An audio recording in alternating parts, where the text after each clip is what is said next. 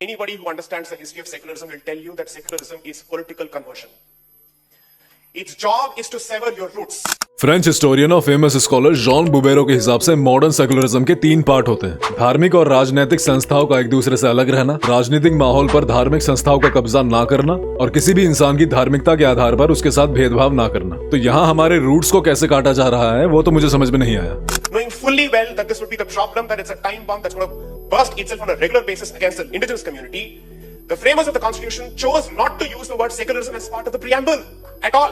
ये बात पूरी तरह झूठ है कि जिन्होंने संविधान बनाया वो सेकुलरिज्म को एक खतरा मानते थे। 15 नवंबर 1948 को कॉन्स्टिट्यूएंट असेंबली के मेंबर प्रोफेसर के.टी. शाह एक मोशन लेकर आते हैं कि कॉन्स्टिट्यूशन के प्रीएम्बल में सेक्युलर और सोशलिस्ट इन दोनों शब्दों को जोड़ा जाए। इस पे डॉक्टर अम्बेडकर का आर्गुमेंट था कि हमारा संविधान ऑलरेडी सारे नागरिकों को बराबर के अधिकार देता है despite of their religion and their caste.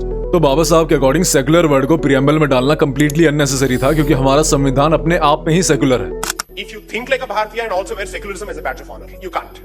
They are incompatible. They are mutually destructive. अगर हम सम्राट अशोक, राजा हर्षवर्धन, अकबर, दारा शिकोह इनके सेकुलरिज्म की बात ना भी करें तो जो लोग देश की आजादी के लिए लड़े वो तो भारतीय ही थे।